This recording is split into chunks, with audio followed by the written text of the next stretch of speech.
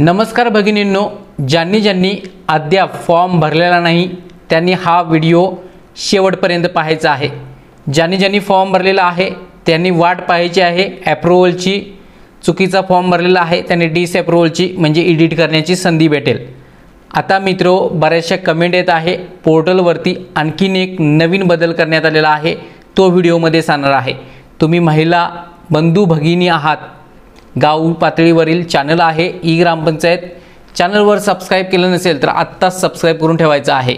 तुम्ही ऑनलाइन पोर्टलवरती फॉर्म भरत असतेवेळी सुरुवातीला आधार थ्रू तुमचा डाटा घेत होता। त्यामध्ये तुम्हाला कोणताही तुमचं नाव, जन्मतारीख किंवा ॲड्रेस फिल करायची गरज नव्हती।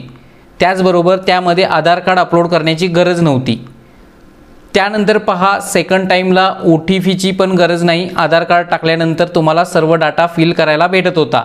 त्यामध्ये अपडेट होती तुमचं आधार कार्डची पहिली बाजू, आधार कार्डची दुसरी बाजू हे अपलोड करावी लागत होती।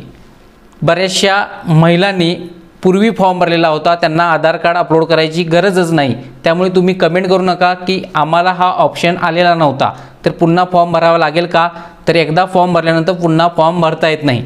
आता पहा, तिसरी अपडेट आहे। तुम्ही फॉर्म भरत असतेवेळी तुम्हाला समजलं असेल की बँक पासबुक अपलोड करण्याची सुविधाच नव्हती, पण आता कालपासून तुम्हाला बँक पासबुक अपलोड करण्याची सुद्धा सुविधा देण्यात आलेली आहे। आता पहा, तुम्ही आत्ता सुविधा आहे त्यामुळे तुम्ही बँक पासबुक ॲड करा। पूर्वी सुविधा नव्हती, 2-3 दिवसापूर्वी, गरज नाही, तुम्ही अपलोड करण्याची गरज नाही, पण आता सुविधा आहे, तुम्ही अपलोड करा।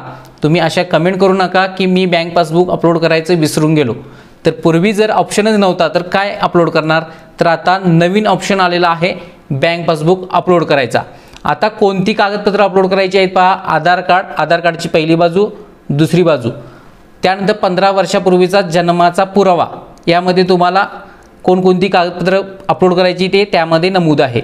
त्यानंतर उत्पन्नाचा पुरावा, यामध्ये पिवळे किंवा केशरी कार्डची पहिली बाजू, दुसरी बाजू किंवा उत्पन्न प्रमाणपत्र।